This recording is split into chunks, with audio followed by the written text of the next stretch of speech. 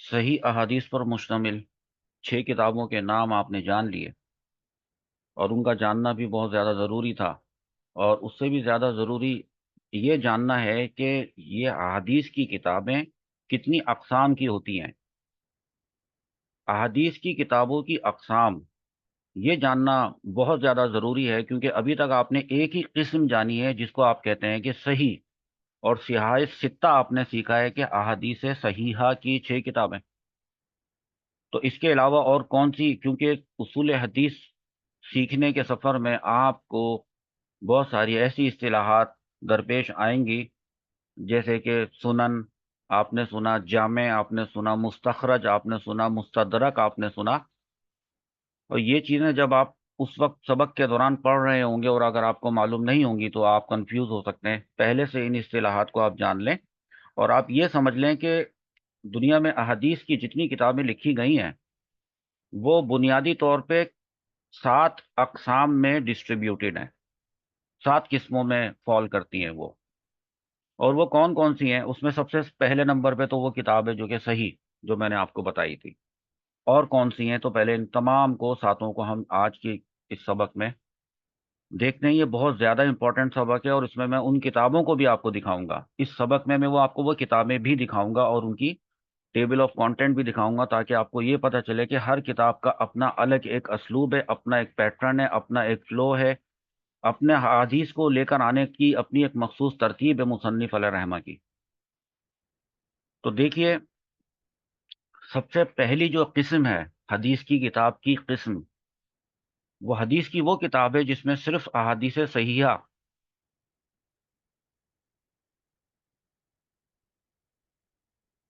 جس میں صرف احادیث صحیحہ ذکر کرنے کا التزام کیا گیا ہو۔ اتنی مشکل بات لکھ دی، حالانکہ بہت آسان ہے۔ احادیث، حدیث کی جمع ہے صحیحہ، صحیح کو کہتے ہیں جو آپ پہلے سبق سمجھ چکے، یعنی صرف صحیح احادیث۔ ذکر کرنے سے مراد ہے کتاب میں لکھنا، ذکر کرنے کا التزام، التزام کہتے ہیں کسی چیز کو لازم کر لینا، ایک ایسا اہتمام کرنا، ایک ایسا ارادہ بنانا یا ایسا فارمولا سیٹ کر لینا کہ ہم تو اپنی اس کتاب میں صرف اور صرف فقط وہ احادیث لکھیں گے جو صحیح ہوں گی۔ اب یہ الگ بات ہے کہ صحیح حدیث کس کو کہتے ہیں، وہ آپ نے آگے چل کے پڑھنا ہے، اور صحیح احادیث کی بھی کئی ساری اقسام ہوتی ہیں، اور صحیح احادیث یعنی کسی حدیث کا صحیح ہونا، اس کے بھی کافی سارے الگ الگ معیارات، اسٹینڈرڈز، کنڈیشنز اور شرائط ہوتی ہیں، جو کسی محدث کی دوسرے محدث سے مختلف ہو سکتی ہیں۔ کہ ایک محدث کی نظر میں کوئی حدیث اس کی سند کے اعتبار سے اور شرائط کے اعتبار سے وہ صحیح ہے، تو وہ صحیح لذاتی ہی ہے، لیکن دوسرے محدث کی نظر میں وہ جو ان کی اپنی شرائط ہیں اس کے مطابق وہ کہتے ہیں کہ نہیں، میری نظر میں یہ صحیح لذاتی ہی نہیں ہے، بلکہ یہ صحیح ہے لیکن صحیح لغیری ہی ہے۔ جو مختلف معیارات ہیں، جیسے حضرت امام بخاری نے اپنی کتاب میں حدیث کو لکھنے کے لیے، کسی حدیث کو لینے کے لیے، اس حدیث کو اس معیار کے قابل سمجھتے ہوئے وہ معیار جو انہوں نے بنایا، وہ شرائط انہوں نے جو رکھی، اس کے حساب سے انہوں نے احادیث 7563 حدیثیں اپنی کتاب میں لکھی۔ صحیح احادیث 7563 تو نہیں ہے، صحیح احادیث تو بے شمار اور لاتعداد ہیں، لیکن جو فارمولا اور جو معیار اور جو شرائط امام بخاری نے اپنی کتاب میں لکھنے کے لیے فکس کیا تھا، اس کے مطابق جو حدیث ان کو مناسب لگی وہ انہوں نے وہاں لکھی۔ اس کا یہ مطلب نہیں ہے کہ جو انہوں نے چھوڑ دی حدیث وہ صحیح حدیث نہیں تھی، اس کا یہ مطلب نہیں ہے۔ بالکل اسی طریقے سے صحیح مسلم میں بھی تقریباً 7563 احادیث ہیں تقریباً، لیکن اس کا یہ مطلب نہیں ہے کہ جو صحیح احادیث انہوں نے اپنی کتاب میں لکھی ہیں، حضرت امام مسلم رحمۃ اللہ تعالی علیہ نے جو احادیث اپنی کتاب میں لکھی ہیں، اس کے علاوہ جو حضور پاک صلی اللہ تعالی علیہ وآلہ وسلم کی احادیث ہیں وہ صحیح نہیں ہے، اس کا یہ مطلب نہیں ہے۔ یہ آپ اصول حدیث میں یہ آگے چل کر سیکھیں گے کہ معیار کس کو کہتے ہیں، شرائط کس کو کہتے ہیں۔ تو امام بخاری کی اپنی شرائط ہیں، امام مسلم کی اپنی شرائط ہیں، اسی طرح آگے امام ابو داؤد اور امام نسائی، امام ابن ماجہ، امام ترمذی، ان کی اپنی اپنی حدیث کو منتخب کرنے کی، پرکھنے کی اپنی اپنی شرائط ہوتی ہے۔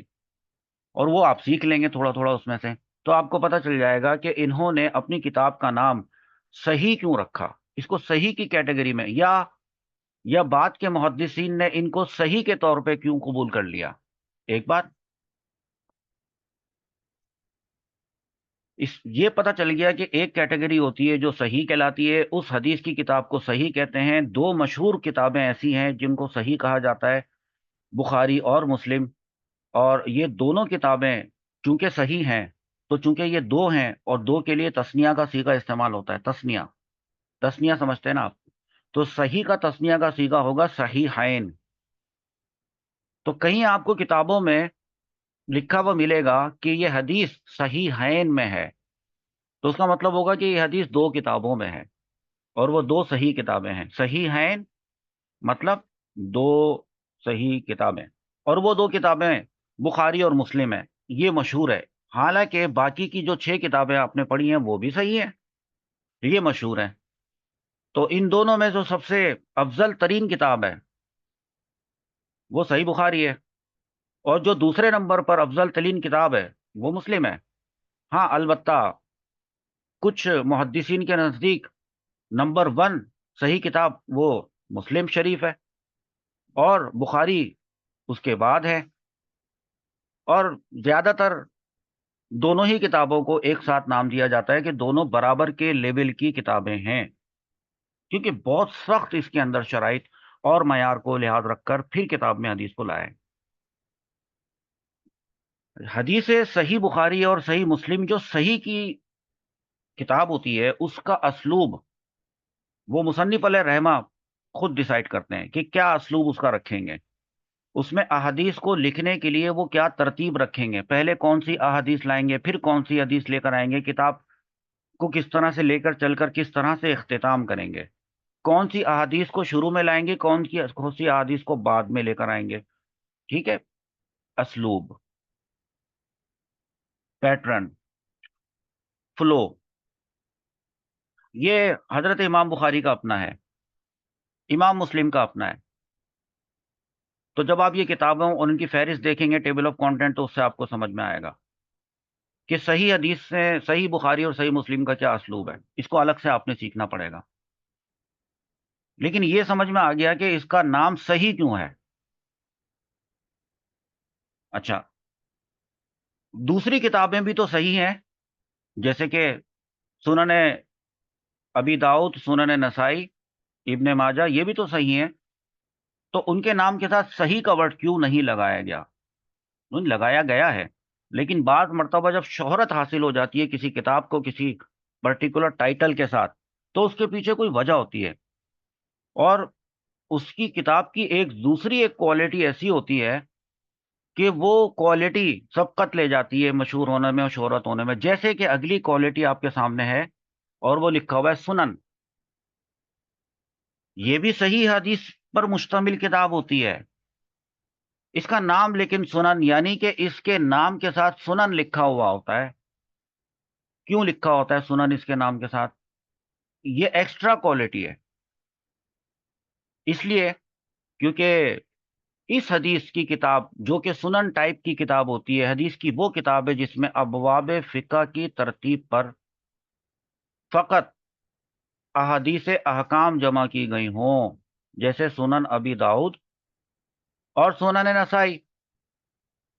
ابھی دکھاتا ہوں میں آپ کو، حدیث کی یہ وہ کتاب ہے جس کا پیٹرن اس طرح سے ہے کہ جیسے کہ کوئی فقہ کی کتاب ہوتی ہے۔ آپ نے فقہ کی کوئی کتاب پڑھی ہوگی، جیسے مثال کے طور پہ بہار شریعت ہے، قانون شریعت ہے، ہدایہ ہے، قدوری ہے، نور العیدہ ہے۔ آپ نے اگر کوئی فقہ کی کتاب پڑھی ہے تو آپ نے دیکھا ہوگا کہ فقہ کے اور شرعی احکامات پر مشتمل جو بھی کتاب ہوتی ہے، جب وہ شروع ہوتی ہے تو اس کا سب سے پہلا چیپٹر، سب سے پہلا باب وہ کیا ہوتا ہے؟ وہ ہوتا ہے طہارت۔ اس کے بعد کتاب الطہارت کے بعد کتاب الصلاۃ ہوتا ہے زیادہ تر، کیونکہ فقہی احکامات اس میں بیان کیے جا رہے ہوتے ہیں، نماز کے سارے احکامات، فرائض، واجبات، شرائط، سنت، ایوری تھنگ جب وہ پورا کمپلیٹ کر لیتے ہیں تو اس کے بعد کتاب الصوم ہوتا ہے، پھر چیپٹر آتا ہے کتاب الزکوٰۃ، پھر کتاب الحج، اور اس کے ضمن میں بیچ بیچ میں یہ ایک ترتیب ہوتی ہے جس کو کہتے ہیں ابواب فقہ، کتاب الطہارت، کتاب الصلاۃ، کتاب الصوم اس طرح سے آپ تجارت بھی لے لیں، پھر نکاح، طلاق، طلاق اور خرید و فروخت. تو یہ جو حدیث کی سنن والی جو کتاب ہوتی ہے، یہ دراصل اس ترتیب سے لکھی جاتی ہے. اور ظاہر سی بات ہے، جب ابواب فقہ کی ترتیب پہ کتاب لکھی جائے گی تو اس میں وہ والی حدیثیں لے کر آئی جائیں گی جس میں طہارت کا ذکر ہوگا، جس میں نماز کا ذکر ہوگا، جس میں وہ والی احادیث جس میں روزے کے احکامات کا ذکر ہوگا، وہ والی احادیث مبارکہ، صحیح احادیث مبارکہ جس میں حج کے مناسک کا ذکر ہوگا، جس میں زکوٰۃ کا، نصاب کا، خرید و فروخت کا، نکاح کا، طلاق کا، وراثت کے مسائل کا ذکر ہوگا. احادیث ہوں گی وہ والی، وہ مسائل نہیں ہوں گے، احادیث، وہ احادیث جس میں احکامات لائے گئے. تو اس کا مطلب یہ ہے کہ پھر اس طرح کی جو کتاب ہوتی ہے جس کو سنن کہا جاتا ہے، اس میں پھر واقعات نہیں ہوں گے، قرآن پاک کی تفسیر والی حدیث نہیں ہوں گی، ہے بھائی، سیرت، سنتیں، آداب، اخلاقیات، نصیحتیں، وہ اس میں نہیں ہوں گی. عقائد کا ذکر نہیں ہوگا کیونکہ وہ شرعی احکامات نہیں ہے. ابواب فقہ میں اس کا وہ شامل نہیں ہے. قیامت کی نشانیاں، آنے والے فتنے، یاجوج ماجوج کا نکلنا، دجال وغیرہ، یا صحابہ کرام یا انبیاء کرام کی فضیلتیں، مناقب، وہ اس میں نہیں ہوں گی. لہذا یہ کتاب سنن جس کا نام ہوتا ہے، اس کی اپنی ایک انفرادی حیثیت ہے. ہاں، یہ ایک الگ بات ہے کہ جب آپ جا کر صحیح بخاری کو دیکھتے ہیں، پہلے جب آپ نے سنن کتاب کوئی دیکھ لی، اس کے بعد جب آپ صحیح بخاری کو دیکھتے ہیں تو آپ کہتے ہیں کہ صحیح بخاری بھی تقریباً اسی انداز میں لکھی گئی ہے کہ جیسے کہ ابواب فقہ کی ترتیب ہوتی ہیں، لیکن اس میں اور بھی ہے مواد. تو کہتے ہیں کہ صحیح بخاری بھی ایک سنن ہے، تو یوں بھی کہا جا سکتا ہے. لیکن صحیح بخاری کی جو سب سے زیادہ خاصیت ہے وہ اس کا صحیح ہونا ہے، تو لہذا وہ مشہور. اور یہاں پر سنن ابی داؤد کا اور سنن نسائی کا میں آپ کو دکھاتا ہوں، تو آپ کو یہ جو جملہ لکھا ہوا ہے نا، یہ سمجھ میں آئے گا کہ ان کو سنن کیوں کہا ہے. دیکھیں، یہ سنن ابی داؤد ہے، یہ کتاب ہے، ٹھیک ہے. اس کتاب میں تقریباً 5274، 5274، اتنی تو اس میں احادیث ہیں. یہ 5274 احادیث امام ابو داؤد رحمۃ اللہ تعالی علیہ نے اپنی کتاب میں لکھی، تو کس ترتیب سے لکھی، ایک بات یہ ہے. اور یہ جو 5274 احادیث ہیں، ان میں کیا ہے، ان میں کیا بیان کیا گیا ہے، یہ امپورٹنٹ بات ہے جس سے آپ کو پتہ چلے گا کہ اس کا نام سنن کیوں رکھا گیا ہے. اب میں آپ کو دکھاتا ہوں کتب فہرست، یعنی کتب سے یہاں پہ مراد کتابیں نہیں ہیں، چیپٹرز، ٹھیک ہے. اب دیکھیں، سب سے پہلا چیپٹر سنن ابی داؤد میں، اس کا نام ہے کتاب الطہارت. ایسا لگتا ہے اس کے بعد ہے کتاب الصلاۃ. ایسا لگتا ہے کہ گویا کہ یہ فقہ کی کوئی کتاب ہے، حالانکہ یہ فقہ کی اور شرعی احکامات بیان کرنے کی کتاب نہیں ہے، یہ تو حدیث کی کتاب ہے. تو لہذا کتاب الطہارت کے اندر کوئی فقہی مسائل سمجھائے یا ثابت ہوتے ہوئے آپ کو نظر نہیں آئیں گے. احادیث کا کلیکشن ہوگا، وہ والی احادیث جو صحیح احادیث جس میں حضور پاک صلی اللہ تعالی علیہ وآلہ وسلم نے طہارت کے بارے میں کچھ فرمایا. آپ صلی اللہ تعالی علیہ وسلم سے طہارت کے بارے میں کوئی سوال پوچھا گیا، آپ نے جواب ارشاد فرمایا. اس سے کوئی احکام ثابت ہوتا ہو اس حدیثوں سے، یہ کوئی ضروری نہیں. اور وہ احادیث قابل استدلال ہوں، اس سے کوئی چیز فرض، واجب، سنت یا جائز ہوتی ہو، یہ کوئی ضروری نہیں ہے کہ اگر اس میں کسی کام کو کرنے سے منع کیا گیا ہو تو وہ کام حرام ہو جائے، تو یہ بھی کوئی ضروری نہیں ہوتا. اصول حدیث میں یہی تو آپ نے سیکھنا ہوتا ہے کہ احادیث مبارکہ سے کب اور کن معیارات پر، کن بنیاد پر استدلال کیا جاتا ہے اور استنباط کیا جاتا ہے. ڈیریویشن کہلاتا ہے یہ کام، اور ڈیریویشن آپ سیکھیں گے انشاءاللہ، آپ سیکھیں گے. تو ابھی آپ یہ دیکھ رہے ہیں کہ سنن کسے کہتے ہیں. ایک سنن ٹائپ کی کتاب آپ کے سامنے ہے جس کا پہلا چیپٹر کتاب الطہارت، دوسرا چیپٹر کتاب الصلاۃ، اس کے بعد جماعت کی صف بندی، ابواب الصفوف، اس کے بعد وہ جو نماز سے آگے کھڑا کرتے ہیں سترہ، وہ. اب آپ دیکھتے جائیں کہ یہ کس طرح سے ترتیب چل رہی ہے. نماز جمعے کی آ گئی، بارش کی آ گئی، اور اس کے بعد سفر کی نماز آ گئی، نوافل اور سنتوں کے احکام، رات میں قیام، اور یہ ہوتے ہوتے میں آپ کو دکھاؤں تھوڑا سا اسپیڈ میں کر کے، تو روزوں کا بیان دیکھیں ذرا. یہ کتاب فقہ کی کوئی کتاب نہیں ہے، یہ کتاب تو حدیث کی کتاب ہے. جیسے مثال کے طور پہ آپ یہ دیکھیں، کتاب الصیام. کتاب الصیام، اس میں وہ والی حدیثیں ہیں جس میں حضور پاک صلی اللہ تعالی علیہ وآلہ وسلم نے روزوں کے متعلق بیان کیا ہے.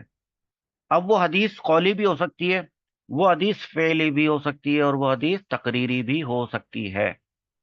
اور آپ نے اس میں 82 حدیثیں ذکر کی ہیں.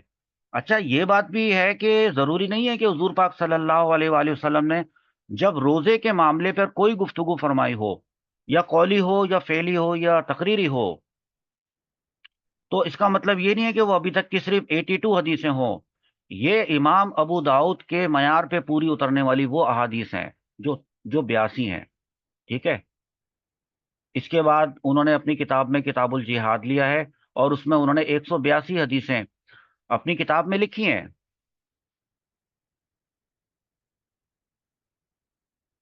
تو لیکن اس کا یہ مطلب نہیں ہے کہ حضور صلی اللہ تعالی علیہ وسلم کی جہاد کے ٹاپک پر صرف 182 احادیث ہوں.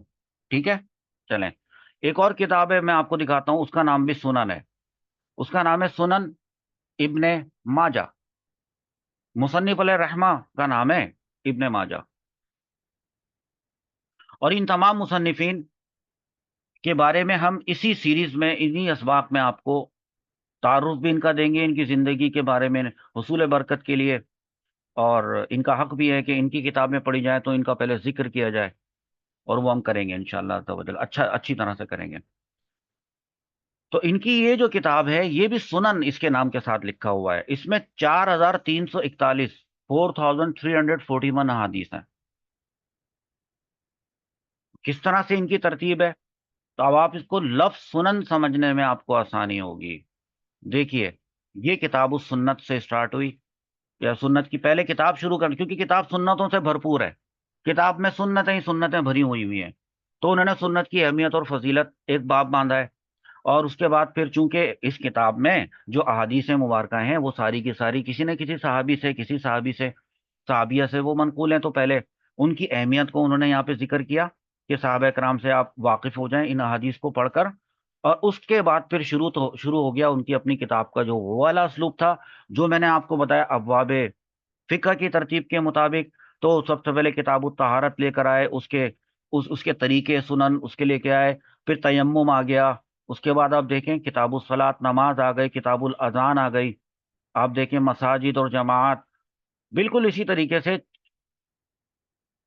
کتاب الصیام، کتاب الزکوٰۃ. ابھی ہم نے ابو داؤد شریف دیکھی تھی، تو اس میں کتاب الصیام میں 82 حدیثیں تھیں، اور ان کی کتاب میں 68 حدیثیں، 68 حدیثیں آپ دیکھ رہے ہیں.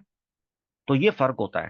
ان کا اپنا معیار ہے حدیث کو چوز کرنے کا، سلیکٹ کرنے کا، منتخب کرنے کا، کہ اپنی کتاب میں لکھوں کہ نہیں لکھوں. ان کا اپنا ایک معیار ہے، اور ان کا اپنا تھا. ابھی مجھے یاد آتا ہے کہ انہوں نے جہاد کے ٹاپک پر بھی حدیثیں لکھی تھیں. اب آپ یہاں دیکھیں کہ یہ سارا کس طرح سے چل رہا ہے.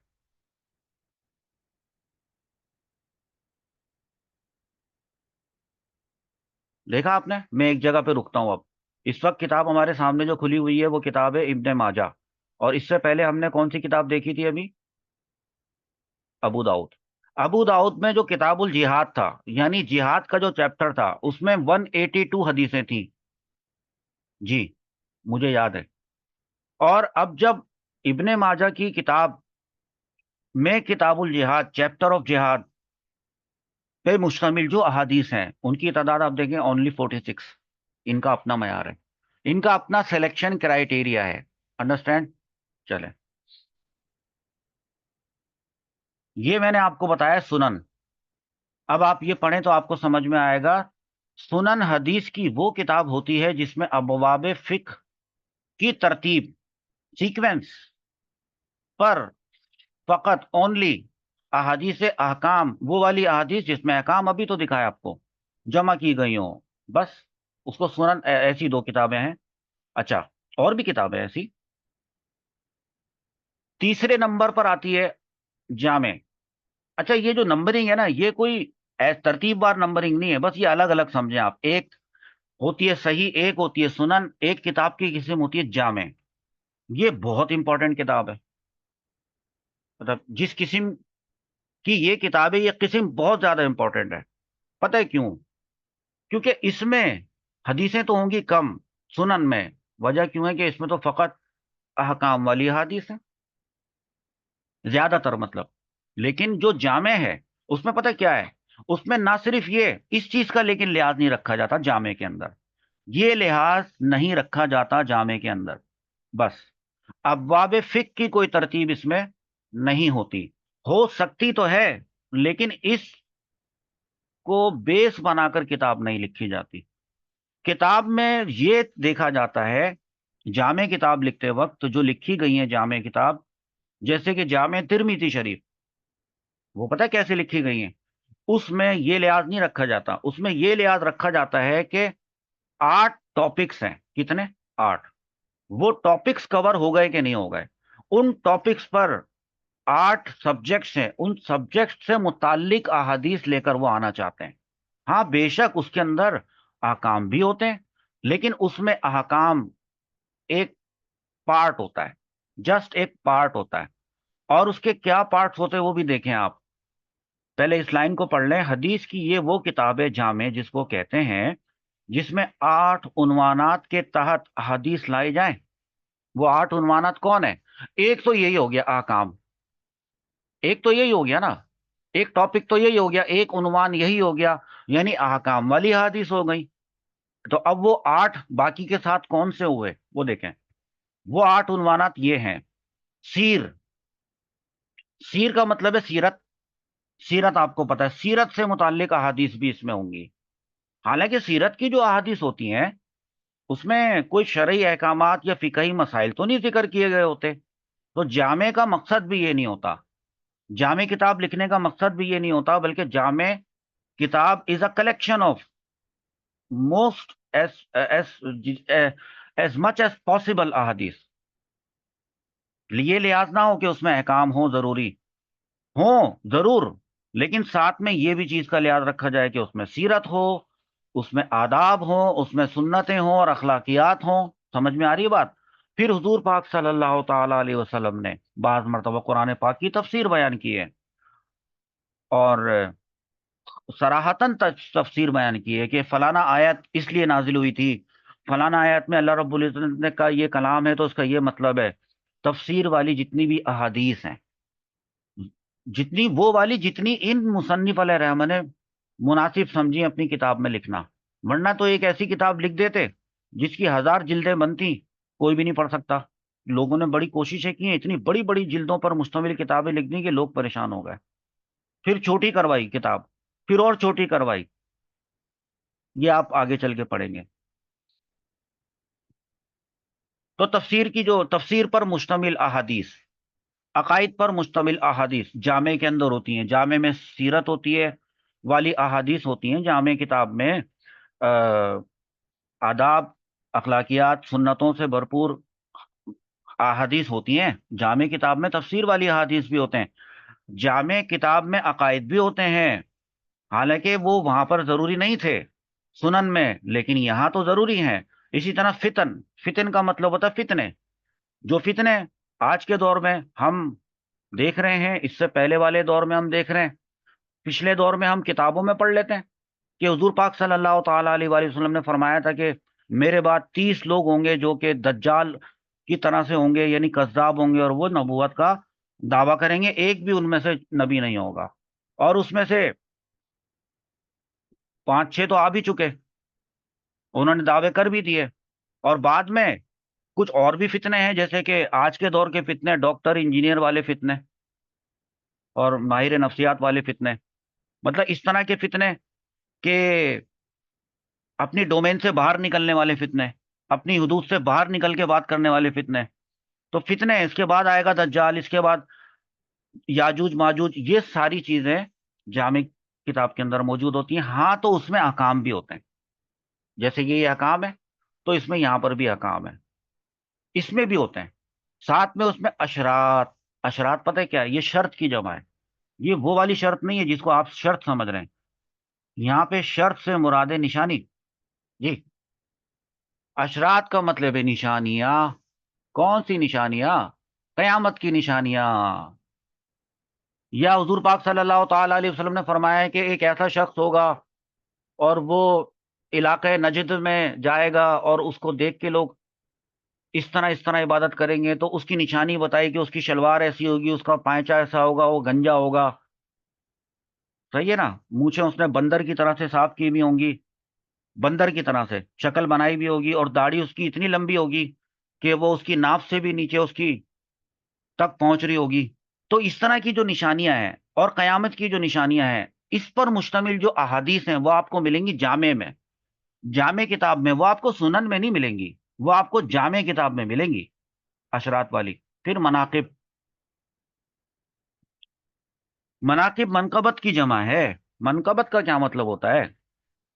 کسی کا مرتبہ بتانا، کسی کی عزت کے بارے میں بتانا، کسی کی تعریف کرنا. جیسے مثال کے طور پہ صحابہ کرام کے مناقب ہیں. حضور پاک صلی اللہ تعالی علیہ وآلہ وسلم نے انبیاء علیہ السلام کے مناقب بیان کیے نا، کہ پچھلے انبیاء کے واقعات بیان کیے. تو حضرت یوسف علیہ السلام کے بارے میں ذکر کیا. یہ والی جو احادیث ہیں وہ آپ کو سنن میں نہیں ملیں گی. یہ مناقب والی اور نعت والی اور حمد والی اور مراتب والی اور درجات والی احادیث آپ کو ملیں گی کس میں؟ جامع میں. تو کیا کوئی جامع کتاب ہے جس کو ہم یہاں پر مثال کے طور پر دے سکتے ہو؟ ہاں جی بالکل ہے. اس کا نام ہے جامع ترمذی. اب میں آپ کو بتاتا ہوں، آپ اس میں کچھ سیکھیں گے نیا انشاءاللہ.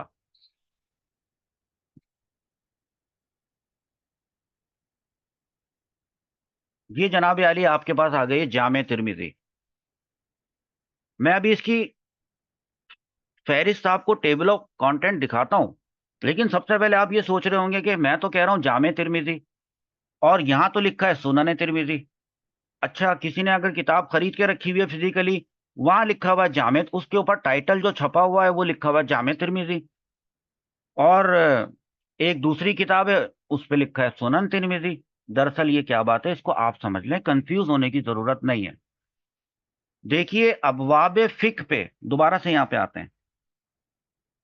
ابواب فقہ کی ترتیب پر فقط احادیث احکام جمع کی گئی ہوں اگر کسی کتاب میں، تو وہ سنن ہوتی ہے کہ نہیں ہوتی ہے؟ ہوتی ہے نا.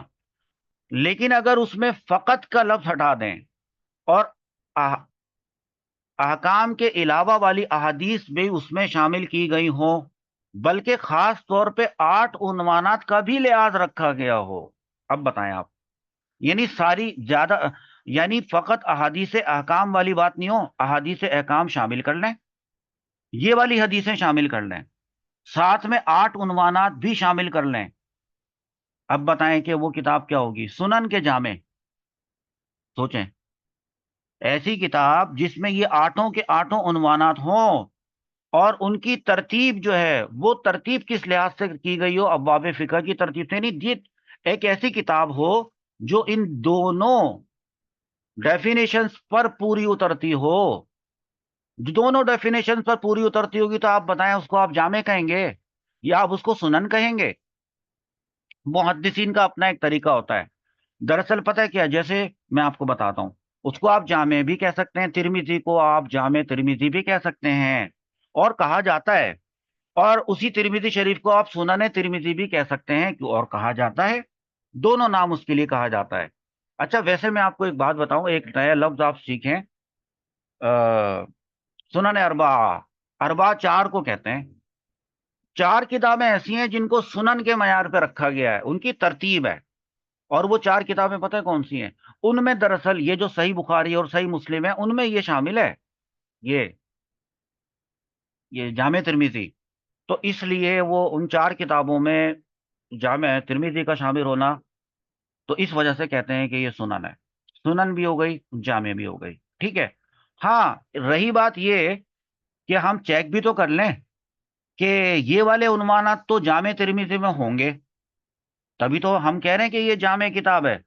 اور ساتھ میں ہم یہ بھی دیکھ لیں کہ اس کتاب میں جو ٹیبل آف کانٹینٹ ہے اس میں لائی گئی حدیثوں کی جو ترتیب ہے کہ وہ ترتیب کیا ابواب فقہ کی ترتیب پر ہے؟ یہ بھی ہم دیکھ لیتے ہیں، ابھی دیکھ لیتے ہیں۔ یہ دیکھیں بھئی، یہ آگے سنن ترمذی۔ اب سنن ترمذی میں پہلے تو یہ دیکھیں کہ اس کا سنن ہونا بنتا ہے کہ نہیں بنتا۔ آپ یہ دیکھیں، کتاب الطہارت، دوسرا چیپٹر کتاب الصلاۃ، تیسرا چیپٹر نماز میں بھول جانا، وہی نماز، چوتھا چیپٹر دیکھیں وطر، جمعے کی نماز، عید کی نماز، سفر کے مسافر کے احکام، زکوٰۃ، روزہ، حج، جنازہ، نکاح، رضاعت، پھر دیکھیں طلاق، اس کے بعد کتاب البیوع، خرید و فروخت۔ تو اب آپ یہ جب چیزیں دیکھیں گے نا، دیکھیں آپ کو لگ رہا ہے کہ بالکل وہی ترتیب ہے جس ترتیب سے کوئی فقہ کی کتاب لکھی جاتی ہے۔ تو اس لحاظ سے تو یہ ترمذی شریف ہو گئی سنن ترمذی۔ جامع ترمذی کیسے ہو گئی؟ وہ 8 عنوانات اس میں ہیں، میں اس کتاب کو سب سے باٹم پر لے کے جاتا ہوں، میں لے آیا ادھر، دیکھیں اس میں جو ایک عنوان آ رہا ہے کتاب المناقب عن رسول اللہ صلی اللہ علیہ وسلم، یعنی یہ بھی کٹ رہا ہے تھوڑا سا، یہ جو لکھا ہے وہ میں آپ کو بتا دیتا ہوں کہ یہ لکھا ہے کہ مناقب کی کتاب، مناقب کا چیپٹر، حضور پاک صلی اللہ تعالی علیہ وآلہ وسلم نے اس میں مناقب بیان کیے، ذرا دیکھ لیتے ہیں چلے مناقب کو، اس میں کیا کیا ہے۔ اب مناقب کا چیپٹر ہے، دیکھیں پہلے تو آپ کو یہ دیکھیں، آپ دھیان سے دیکھیں، کتاب کا نام سنن ترمذی ہے اور میں کہہ رہا ہوں جامع ترمذی، اور میرے پاس جو جامع ترمذی 2 جلدوں پر ہے اس پہ لکھا ہوا ہے جامع ترمذی، جلد اول جامع ترمذی، اس پہ سنن ترمذی نہیں لکھا ہوا، لیکن یہاں سنن ہے، تو سنن بھی ہے اور یہ جامع بھی ہے۔ کتنی بہترین یہ کتاب ہے کہ یہ سنن کے بھی معیار پہ پوری اترتی ہے اور جامع کے معیار پہ بھی پوری اترتی ہے۔ اس کتاب کے اندر مناقب ہے جو کہ سنن میں نہیں ہوتے، نہ ان کا سنن میں ہونا کوئی ضروری ہوتا ہے، لیکن اس کتاب میں ہے۔ دیکھیں کتاب المناقب ان رسول اللہ صلی اللہ علیہ وآلہ وسلم، دیکھیں پہلا باب کیا ہے، اسی جامع ترمذی کی ہے، حضور صلی اللہ تعالی علیہ وآلہ وسلم کی فضیلت کا بیان ہے، اس پر 15 حدیثیں ہیں۔ پھر بابو ما جاء فی میلاد النبی صلی اللہ تعالی علیہ وآلہ وسلم کی پیدائش کے وقت کا بیان ہے، ایک حدیث ہے، ٹھیک ہے، یہ تو مناقب ہے۔ اچھا، کوئی احکامات نہیں ہے، کوئی شرعی احکامات نہیں ہے۔ یہ آپ جب اس کو دیکھتے جائیں گے کہ آپ مناقب کے اندر کون کون سی احادیث لے کر آئے ہیں، امام ترمذی رحمۃ اللہ تعالی علیہ، اللہ تعالیٰ کی ان پر خاص رحمتیں ہوں اور ان کے صدقے ہماری مغفرت ہو، اور ہمیں ان کی یہ کتاب پڑھنے کی سعادت مل جائے اور ہم احادیث کو پڑھیں، سیاہ ستہ کی تمام احادیث پڑھنے کا اللہ تعالیٰ ہمیں زندگی میں توفیق عطا فرمائے، اور ایسے پڑھنے کی توفیق عطا فرمائے جیسا پڑھنے کا حق ہے۔ دیکھیں چیپٹر نمبر 14 کس کا ہے؟ بابو مناقب ابی بکر صدیق رضی اللہ تعالیٰ عنہ، حضرت ابو بکر صدیق رضی اللہ تعالیٰ عنہ کے مناقب پر وہ 4 حدیثیں لے کر آئے ہیں، اور اس میں سے پھر یہ حدیث اس طرح سے آپ کو ملتی ہے۔ دیکھ لیا آپ نے کتاب؟ یہ دراصل کتاب ہے کون سی؟ جامع۔ اچھا، جامع کو سمجھنے کے لیے ایک اور بھی چیز میں آپ کو سمجھاؤں کہ یہ جامع اس میں اور کیا کیا ہے۔ تقدیر کے احکام، ایام فتن کے احکام، یہ میرے پاس کھلی ہوئی ہے جامع ترمذی، ایام فتن کے احکام اور امت میں واقع ہونے والے فتنوں کی پیش گوئیاں، 79 اس میں حدیثیں لائی گئی ہیں کہ کون کون سے فتنے آئیں گے اور کون سے فتنے، تو آپ جب حدیثیں پڑھیں گے تو آپ کو پتہ چل جائے گا کہ یہ والے فتنے تو آ چکے، آپ حدیثیں پڑھیں گے تو آپ کو پتہ چلے گا یہ وہ فتنے ہیں جو آج کے دور کے اندر ہیں، موجود ہیں سامنے، ہم ان کو فیس کر رہے ہیں، اور کچھ فتنے ایسے ہوں گے جو آپ کہیں گے کہ یہ ابھی نہیں آئے ہیں، مثال کے طور پہ۔ تو ہم نے آپ کو کیا بتایا تھا؟ ہم نے آپ کو بتایا تھا وہ 8 عنوانات یہ ہیں: سیر، آداب، تفسیر، عقائد، فتن، احکام، اشرات، مناقب، وہ میں نے آپ کو ایک اوور ویو اس کا دے دیا۔ چلیں اب سبق کے اختتام کی طرف چلتے ہیں، اور ایک کتاب کہ کسی میں وہ کہلاتی ہے مسند، اس کو کہتے ہیں مسند۔ نمبر 4 پہ میں نے لکھا ہے حدیث کی یہ وہ کتاب جس میں ہر صحابی کی مرویات الگ الگ جمع کی جائیں۔ مرویات کیا ہوتی ہیں؟ احادیث کو ہی کہتے ہیں مرویات، یعنی وہ جو روایت کی، روایت کیا کی؟ حدیث روایت کی، جو چیز روایت کی وہ حدیث ہوتی ہے۔ تو وہ کون روایت کرتا ہے؟ صحابی ہوتے ہیں نا، انہوں نے حضور صلی اللہ تعالی علیہ وآلہ وسلم سے وہ بات سنی ہوتی ہے، اور وہ سن کر آگے اپنے شاگردوں کو یا دیگر صحابہ کرام کو بتاتے ہیں، تو وہ صحابی بن جاتے ہیں راوی۔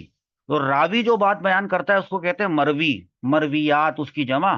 اب سمجھ میں آئی بات؟ تو ایک ترتیب تو یہ تھی، یہ والی ایک ترتیب تو یہ تھی، اور ایک یہ ترتیب ہے۔ یہ ترتیب کا فرق ہے، دیکھ لیں بھائی۔ ترتیب یہ ہے کہ اب مسند ایک ایسی کتاب ہوگی جس میں صحابہ کرام کو ٹیبل آف کانٹینٹ میں رکھا گیا ہوگا۔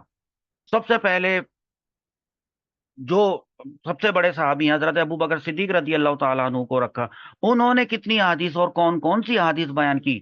چاہے سب سے پہلے عشرہ مبشرہ رکھیں، یہ ڈیپینڈ کرتا ہے جو مسند کتاب جنہوں نے لکھی انہوں نے کیا اسلوب اپنایا، لیکن یہ بات ہے کہ ہر صحابی کی انہوں نے کوشش کی کہ ایز مچ ایز پاسبل صحابہ کی حدیث وہ جمع کر لیں اس کے اندر الگ الگ الگ الگ۔ کیونکہ دیکھیں جب آپ یہ والی کتاب پڑھتے ہیں نا تو آپ کو مختلف صحابہ کرام کی مکس حدیثیں آتی ہیں، لیکن جب آپ مسند پڑھتے ہیں، اب اگر آپ سے کوئی پوچھے کہ چلیں آپ یہ بتائیں ذرا ڈھونڈ کے لے کر آئیں حضرت علی رضی اللہ تعالیٰ عنہ سے کون کون سی حدیثیں مروی ہیں، حضرت عائشہ صدیقہ رضی اللہ تعالیٰ عنہ سے کون کون سی احادیث مروی ہیں، ذرا ڈھونڈ کے لائیں۔ آپ کو ڈھونڈنے کی پتہ ضرورت ہی نہیں ہوگی، آپ ان کتابوں میں جا کے کہاں ڈھونڈیں گے، کون سی موبائل اپلیکیشن، آپ بس یہ کتاب لے کر آئیں مسند امام احمد، آپ یہ کھولیں آپ کو پتہ چل جائیں گی صحابہ کرام وائز۔ آپ سمجھے؟ صحابہ کرام وائز میں دکھاتا ہوں آپ کو۔ تو یہ بھی کتنی امپورٹنٹ کتاب ہے، اور یہ کتنی اچھی کوشش ہوتی ہے، اور کتنا اچھا ایک آئیڈیا ہے۔ اب میں آپ کو یہاں سے دکھاتا ہوں، ہمیں آپ کو کیا دکھانا ہے؟ مسند۔ اچھا ابھی ہمارے پاس ہے مسند الحمیدی، امام حمیدی کی کتاب ہے، اس کا نام مسند ہے۔ تو دیکھیں ان کے نام سے پہلے صحیح نہیں لکھا، ان کے نام سے پہلے سنن نہیں لکھا، اس کا نام جامع الحمیدی نہیں ہے، اس کا نام ہے مسند۔ اب کیوں ہے اس کا نام مسند؟ آپ دیکھیں فہرست دیکھیں، ٹھیک ہے، 1337 1337 حدیثیں ہیں اس کتاب کے اندر، بڑی پیاری کتاب ہے، اللہ رب العزت پڑھنا نصیب فرمائے۔ سب سے پہلے کیا لکھا ہے دھیان سے دیکھیں، سب سے پہلے لکھا ہے کہ اب کتاب شروع ہو رہی ہے، پہلا چیپٹر ہے، پہلا چیپٹر احادیث ابی بکر صدیق رضی اللہ عنہ ان رسول اللہ صلی اللہ علیہ وسلم، یعنی حضرت ابو بکر صدیق رضی اللہ تعالی عنہ سے کی حدیث، احادیث ابی بکر کی حدیثیں، ان جو روایت کی ہیں انہوں نے رسول صلی اللہ تعالی علیہ وسلم سے براہ راست، مرفوعاً، مرفوع بھی آپ سیکھیں گے۔ اب یہ امام حمیدی رحمت اللہ تعالی علیہ اپنی کتاب شروع کرتے اسی سے ہیں، اور 7 حدیثیں لے کر آتے ہیں۔ اس کا یہ مطلب نہیں ہے کہ حضرت ابو بکر صدیق رضی اللہ تعالیٰ عنہ نے حضور صلی اللہ تعالیٰ علیہ وسلم سے سن کر یا حضور اکرم صلی اللہ تعالیٰ علیہ وآلہ وسلم کو دیکھ کر بس صرف 7 باتیں ہی بتائی ہوں جو انہوں نے اپنی کتاب میں لکھی ہیں، ایسا تھوڑی ہوتا ہے۔ ان کا اپنا ایک، ان کی دیکھو بھائی، ان کی اپنی پسند ہے، ہر ایک کی اپنی پسند ناپسند ہوتی ہے، ہر ایک کا اپنا ایک ٹیسٹ مزاج ہوتا ہے، ہر ایک کا اپنا انتخاب کرنے کا ایک معیار ہوتا ہے۔ انہوں نے جو سوچ کے یہ کتاب لکھی ہے، اس میں جو حدیثیں ان کے سامنے آئیں 700 800، اس میں سے انہوں نے 7 حدیثیں یہاں پہ لکھی۔ اب سمجھ میں آ رہی بات؟ چلیں پھر، یہ کتاب ایک ایسی کتاب ہے جس کا نام مسند ہے، مسند مسند مسند۔ مسند کا طریقہ دیکھ لیا، دوسرا چیپٹر مسند میں کس کا ہے دیکھیں، احادیث عمر ابن الخطاب، حضرت عمر والی۔ تیسرا احادیث عثمان ابن عفان، حضرت عثمان غنی رضی اللہ تعالی عنہ سے منقول روایات، ان سے منقول احادیث، ان کی طرف سے آنے والی حدیثیں 4 حدیثیں ہیں، اور اس کتاب میں حضرت عمر کی 25 حدیثیں ہیں، اس کے راوی حضرت عمر ہیں، اور 4 حدیثیں ایسی ہیں جن کے راوی حضرت عثمان ہیں۔ اس کے بعد حضرت علی رضی اللہ تعالیٰ عنہ سے منقول ہونے والی احادیث جو کہ 23 ہیں۔ اب آپ سمجھ رہے ہیں کہ ان کی اپنی ایک ترتیب ہے۔ یہ اس میں آپ کو کہیں کتاب الصلاۃ، کتاب الطہارت، کتاب النکاح، کتاب الطلاق نظر آ رہا ہے؟ ایسے نہیں آئے گا آپ کو۔ اب یہ دیکھیں آپ،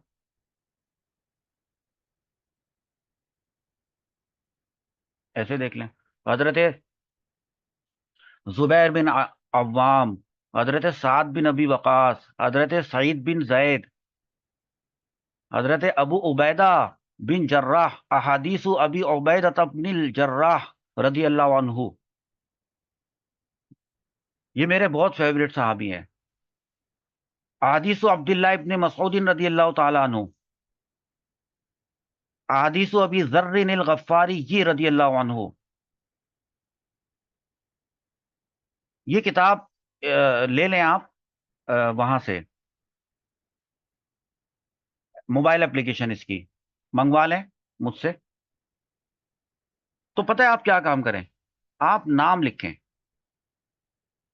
کسی وقت فرصت میں بیٹھ جائیں 10-15 منٹ کے لیے، نام لکھیں، بس صحابہ کرام کے نام لکھیں۔ حضرت نمبر 1 حضرت ابو بکر صدیق، نمبر 2 حضرت عمر بن خطاب، ہر ایک کے ساتھ رضی اللہ عنہ لگاتے جائیں، حضرت عثمان رضی، اس طرح صحابہ کرام کے ناموں کی اپنے پاس ایک ڈائری بنائیں، خوبصورت سی، اس کی ایک فہرست بنائیں، صحابہ کرام کے نام۔ آپ کو کتنے صحابہ کرام کے نام یاد ہوں گے؟ 10-15؟ اس میں کتنے ہیں اس کتاب میں؟ چلیں دیکھتے ہیں۔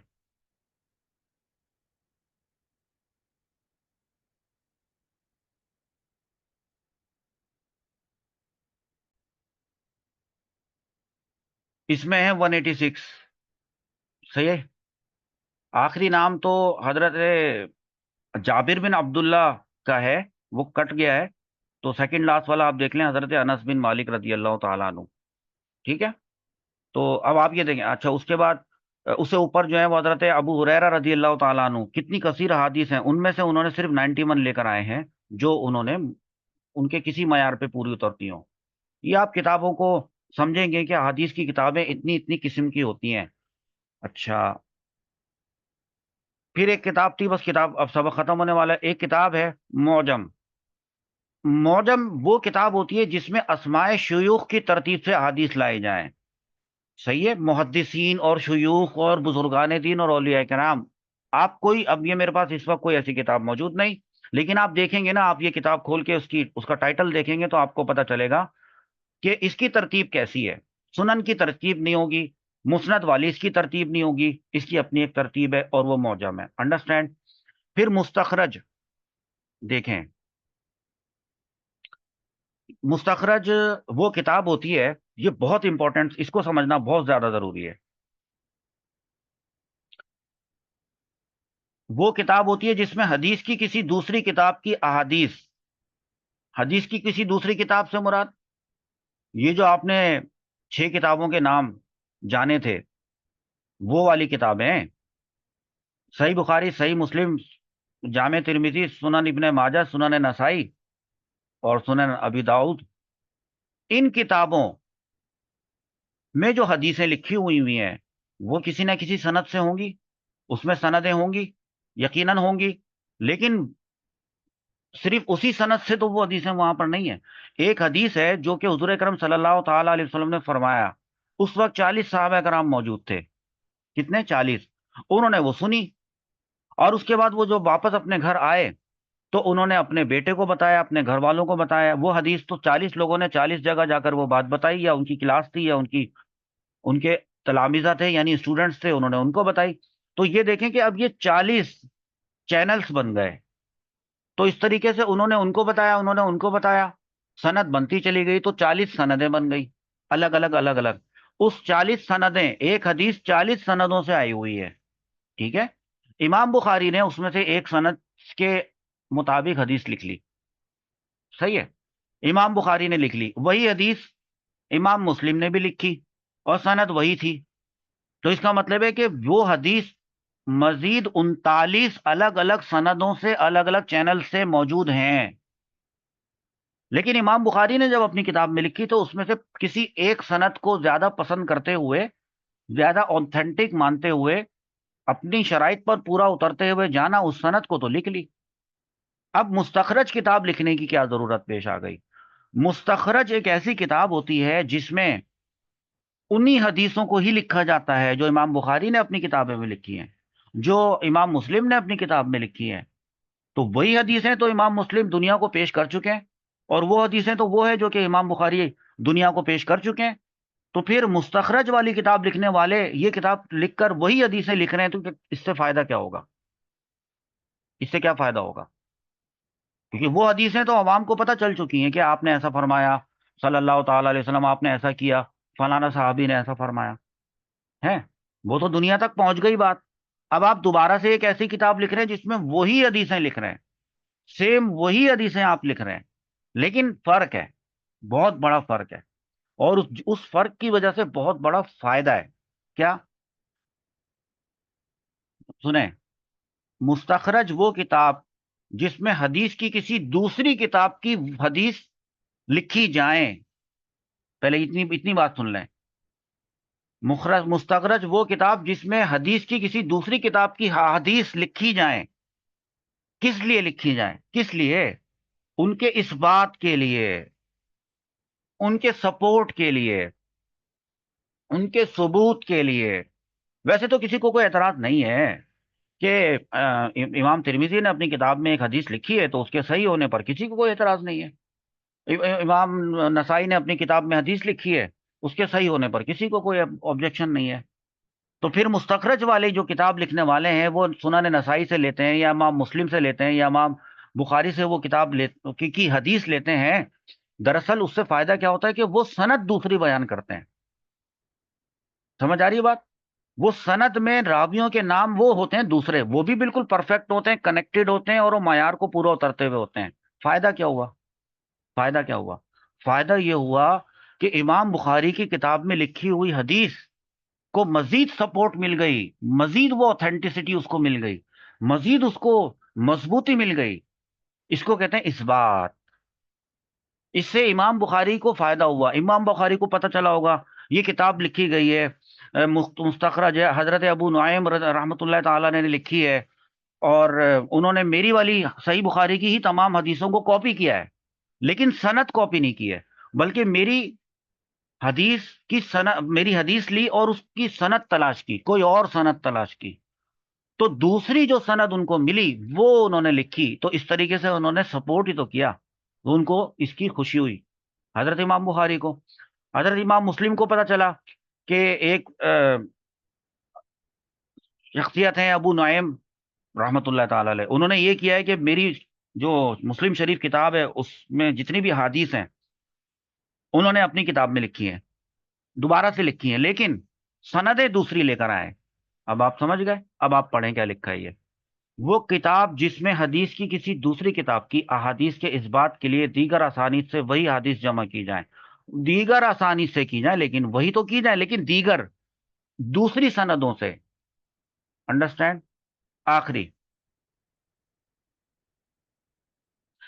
آخری دا موسٹ امپورٹنٹ 7ویں چیز ہے مستدرک. دیکھیں بھائی، مستدرک کسے کہتے ہیں یہ بہت اچھا آپ کو سمجھ میں ابھی آنے والا ہے، کیونکہ میں ایک کتاب آپ کو دکھاؤں گا، وہ ہے مستدرک. اس کتاب کو ہی دیکھیں گے نا. چلیں ایک کام کرتے ہیں، پہلے نا وہ کتاب دیکھ کر آتے ہیں مستدرک والی، پھر آ کر اس کی ڈیفینیشن پڑھتے ہیں. ایک کام کرتے ہیں، مستدرک کھولتے ہیں پہلے کوئی. یہ مسند احمد ہے، یہ موجم میں نے نکالی تھی آپ کو دکھانے کے لیے، ٹائم بہت زیادہ ہو گیا. اب یہ کتاب ہے المستدرک. المستدرک علی الصحیحین. صحیحین کس کو کہتے ہیں پتہ ہے آپ کو؟ صحیح کا تثنیہ کا صیغہ ہے، تو صحیحین کا مطلب کیا ہے؟ دو صحیح کتابیں. ہو گئی بات. وہ دو کون سی ہوتی ہیں؟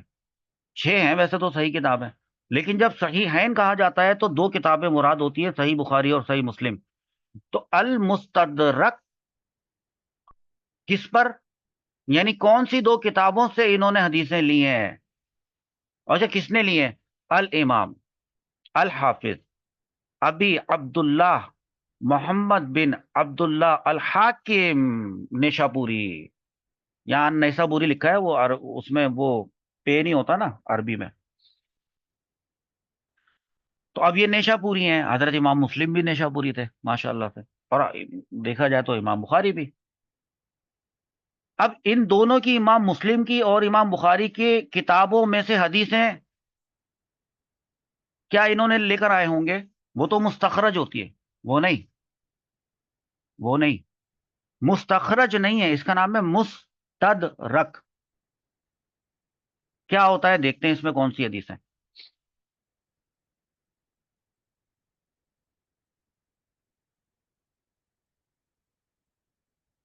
میں دکھاتا ہوں آپ. جیسے کہ یہ حدیث امام حاکم اپنی مستدرک کتاب میں لے کر آئے، حضرت ابو رافع رضی اللہ تعالیٰ عنہ بتاتے ہیں، فرماتے ہیں کہ رسول اللہ صلی اللہ علیہ وسلم نے فرمایا، ایسا نہ ہو کہ میں تم میں سے کسی کو بستر پر تکیہ لگائے دیکھوں جس کے پاس کسی کی طرف سے وہ حکم پہنچے. کون سا حکم؟ جس کا میں نے حکم دیا ہے یا جس سے روکا ہے، تو وہ یہ کہے میں نہیں جانتا، ہم تو صرف اس کی پیروی کریں گے جسے ہم کتاب اللہ میں دیکھتے ہیں، یعنی حدیثوں کا انکار کر دیں. اب یہ ایک حدیث ہے جو کہ حضرت ابو رافع رضی اللہ تعالیٰ عنہ سے مروی ہے، اور اس حدیث کی یہاں پر ابھی سند نہیں ہے، لیکن اس کی سند کو جب حضرت امام مستدرک امام حاکم نے اپنی مستدرک میں لکھنے کے لیے چیک کیا تو وہ سند بالکل ٹھیک ہے اور پرفیکٹ بلکہ ہے. بلکہ اس سند کی جو معیار ہے، یہ حدیث دیکھیں کیا لکھا ہے. یہ حدیث شیخین کی شرط پر صحیح ہے. شیخین سے مراد دو شیخ سے مراد امام مسلم اور امام بخاری. امام مسلم اور امام بخاری، ان دونوں شیوخ کی جو شرائط ہیں کسی حدیث کے صحیح ہونے کی، وہ شرائط اس کے مطابق یہ والی حدیث بھی صحیح ہے. لیکن کیا لکھا ہے؟ لیکن دونوں ہی نے اسے نہیں لیا، مطلب دونوں ہی نے اسے اپنی اپنی کتابوں میں لکھنے کے لیے نہیں لیا، حالانکہ یہ تو صحیح حدیث ہے. تو امام حاکم فرماتے ہیں کہ لیکن انہوں نے نہیں لیا تو میں نے لے لیا. شرائط انہی کی ہیں، معیار جو انہوں نے فکس کیا ہے، اسٹینڈرڈ. امام بخاری نے اور امام مسلم نے ایک اسٹینڈرڈ بنایا کہ وہ کون سی حدیثوں کو اپنی کتاب میں لیں گے، اس کی سند کس کوالٹی کی ہونی چاہیے، کتنی اسٹرانگ اور اس کی اسٹرینتھ کیسی ہونی چاہیے. وہ معیار سیٹ کرنے کے بعد انہوں نے اپنی کتاب بنائی. امام بخاری نے، امام مسلم نے بھی بنائی. انہوں نے بھی 7,500 سے زائد، انہوں نے بھی 7,500 سے زائد اس میں لکھی. لیکن امام حاکم فرماتے ہیں کہ اس کا یہ مطلب نہیں ہے کہ جو احادیث ان دونوں نے اپنی اپنی کتابوں میں لکھی صرف وہی صحیح حدیثیں ہیں، بلکہ انہی کے اپنے معیار اور فارمولے پہ بیٹھنے والی، درست بیٹھنے والی اور بھی بہت سی حدیثیں ہیں. جیسے کہ ایک یہ حدیث،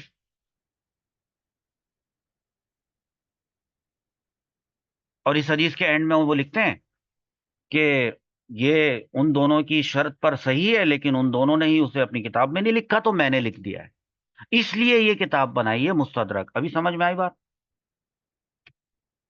اچھا، اسی طریقے سے ایک حدیث لاتے ہیں حضرت عبید اللہ بن ابی رافع رضی اللہ تعالیٰ عنہ کے مطابق، رسول اللہ صلی اللہ تعالیٰ علیہ وسلم نے فرمایا، میں اس شخص کو یقیناً جانتا ہوں جو تکیہ لگائے ہوگا کہ اس کے پاس میری طرف سے کوئی حکم آئے گا جس کے کرنے کا میں نے حکم دیا ہوگا، یا جس سے میں نے روکا ہوگا، اور وہ کہے گا یہ اللہ کی کتاب رکھی ہے، اس میں تو کوئی موجود نہیں ہے ایسا کوئی حکم. یہ بھی صحیح حدیث ہے، ٹھیک ہے. اور اسی طریقے سے، اچھا، اس کے بارے میں امام حاکم یہ فرماتے ہیں کہ یہ جو حدیث ہے یہ بھی دراصل صحیح حدیث ہے، اور امام بخاری نے اور امام مسلم نے اس کو صحیح قرار دیا ہے، لیکن اپنی کتاب میں نہیں لکھا ہے. تو عوام تک پہنچانے کے لیے یہ حدیثیں ضروری ہیں. اس کو کہتے ہیں مستدرک. ایک اور مثال لیں، جیسے کہ امام حاکم کی یہ حدیث جو انہوں نے اپنی مستدرک میں لکھی ہے، حدیث نمبر 315 ہے، حضرت انس بن مالک رضی اللہ تعالیٰ عنہ کی حدیث ہے. حضرت انس رضی اللہ عنہ بتاتے ہیں کہ رسول اللہ صلی اللہ علیہ وسلم نے فرمایا، دو حرص والے شخص ایسے ہوتے ہیں جو سیر نہیں ہوا کرتے. علم کی حرص والا بھی سیر نہیں ہوتا، اور دنیا کا لالچ کرنے والا بھی سیر نہیں ہوا کرتا. سمجھ میں تو آ گیا ہوگا نا آپ کو؟ حضرت انس بن مالک رضی اللہ تعالیٰ عنہ نے حضور صلی اللہ تعالیٰ علیہ وآلہ وسلم سے سن کر یہ بات بتائی ہے کہ دو لالچی ایسے ہوتے ہیں، یہ میں ایک اچھا لالچی ہوتا ہے اور اس میں ایک برا لالچی ہوتا ہے۔ نہیں، ایک وہ لالچی ہوتا ہے جو علم کی ہرس رکھتا ہے کہ اس کو زیادہ سے زیادہ علم حاصل ہو، اور اس کو اس کی ہرس کی وجہ سے، یعنی اس کی طلب کی وجہ سے اس کو زیادہ سے زیادہ علم حاصل ہوتا رہتا ہے، ہوتا رہتا ہے، ہوتا رہتا ہے، لیکن وہ کم سمجھتا ہے اپنے علم کو ہمیشہ، اور وہ کہتا ہے کہ اور چاہیے مجھے، اور چاہیے۔ تو یہ تو ایک پازیٹیو میننگ ہے۔ اور آپ صلی اللہ تعالیٰ علیہ وآلہ وسلم نے حضرت انس بن مالک رضی اللہ تعالیٰ عنہ کو یہ بات بھی بتائی کہ دنیا کا لالچ کرنے والا، دنیا کا لالچی، دنیا طلب کرتا رہتا ہے، وہ کبھی بھی سیر نہیں ہوا کرتا۔ اب یہ جو حدیث ہے نا بھائی، یہ حدیث ہے بالکل ٹھیک، صحیح، اس کی سند بھی صحیح، اور امام حاکم اپنی کتاب مستدرک میں یہ حدیث لکھنے کے بعد، ہر حدیث لکھنے کے بعد لکھتے ہیں وہ یہ والی بات، جو بھی ان کی اپنی رائے ہوتی ہے، جو ان کا کمنٹ ہوتا ہے۔ اب ان کی کمنٹری یہ ہے کہ یہ حدیث شیخین کی شرط پر صحیح ہے، یہ حضرت انس بن مالک رضی اللہ تعالیٰ عنہ والی حدیث، یہ شیخین یعنی دو شیخ، یعنی حضرت امام بخاری اور حضرت امام مسلم رحمت اللہ علیہ اجمعین، ان کی شرط، جو وہ شرط انہوں نے بنائی ہے نا کہ ایسی حدیث صحیح ہوگی اور ایسی حدیث صحیح نہیں ہوگی، صحیح حدیث کے اندر یہ چیزیں ہونی چاہیے، وہ سب کچھ اس میں موجود ہے، ان کی جو شرائط ہیں اس پر یہ حوالی حدیث صحیح ہے، لیکن لیکن کیا، دیکھیں کیا لکھا ہے، لیکن اسے دونوں ہی نے نہیں لیا، نہ امام بخاری نے اپنی کتاب صحیح بخاری میں لکھا، اور نہ امام مسلم نے اس کو اپنی کتاب صحیح مسلم میں لکھا۔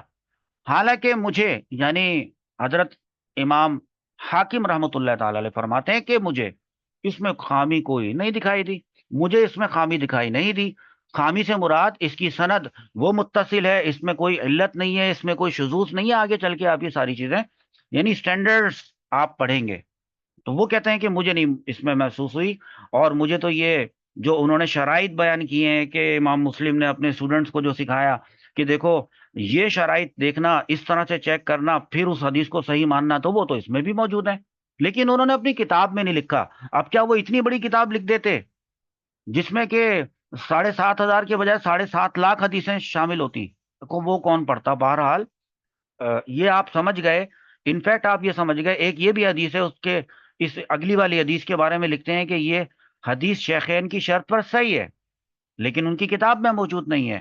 اسی طریقے سے اگر اور بھی آپ اس کتاب کا مطالعہ کریں گے، آپ کو یہ کتاب بہت اچھی لگے گی، جس کے اندر آپ کو بار بار اس طرح کی باتیں لکھی ہوئی ملیں گی کہ جس میں وہ یہ بیان کرتے ہوں گے کہ یہ حدیث صحیح تو ہے، صحیح ہونے کے بعد باوجود انہوں نے اس کو اپنی کتاب میں بخاری یا مسلم میں نہیں لکھا ہے، جیسے کہ یہ والی کتاب ہے کہ یہ حدیث شیخین، یہ والی حدیث شیخین کے طریقے پر صحیح ہے، اس میں خامی نہیں، لیکن دونوں حضرات نے اسے نہیں لیا۔ حضرت برا بن عازب رضی اللہ تعالیٰ عنہ کی حدیث ہے، وہ فرماتے ہیں کہ ہر حدیث ایسی نہ تھی جسے ہم نے رسول اللہ صلی اللہ تعالی علیہ وآلہ وسلم سے سنا ہو، ہمیں ہمارے ساتھی اس وقت سنایا کرتے جب ہم اونٹوں کی حفاظت کر رہے ہوتے تھے، یعنی گویا کہ مطلب اونٹوں کی حفاظت کر رہے ہوتے تھے، آرام کر رہے ہوتے تھے یا کام کر رہے ہوتے تھے، حدیث بیان کی جا رہی ہوتی تھی، بار بار بیان کی جا رہی ہوتی تھی،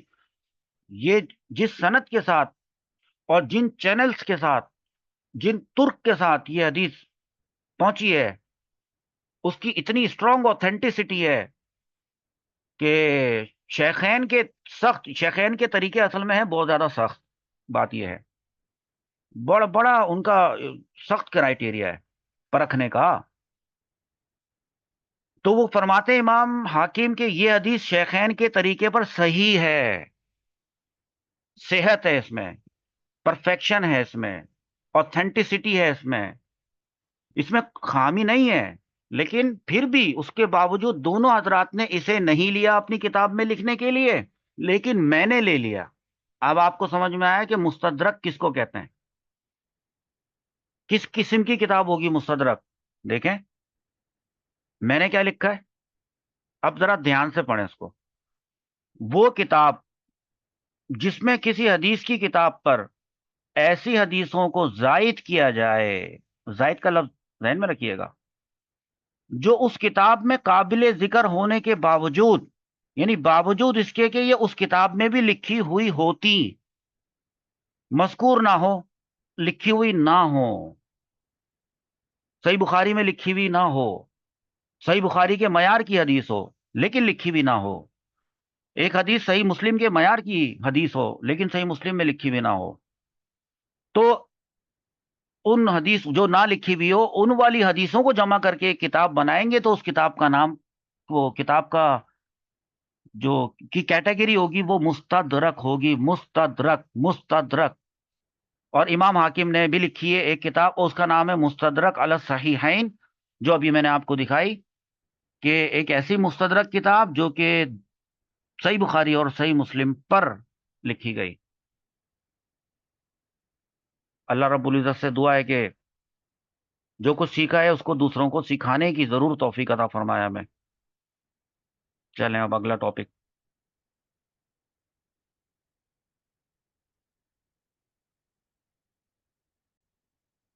اور وہ ٹاپک یہ ہوگا، اب یعنی اگلا ہمارا یہ ٹاپک ہوگا اتنے سارے اسباق بتانے کے بعد، پانچواں سبق وہ آئے گا 4 سبق گزر جانے کے بعد، جس میں آپ کو اب ہم یہ بتائیں گے علم اصول حدیث کیا ہے اور اس کی تعریف کیا ہوتی ہے، مصطلح کہتے ہیں اس کو، اس کا کیا مطلب ہوتا ہے، اس کا موضوع کیا ہے، اس کا دراصل مقصد کیا ہے اصول حدیث کا، اور پھر اس کا حکم کیا ہے سیکھنے کا۔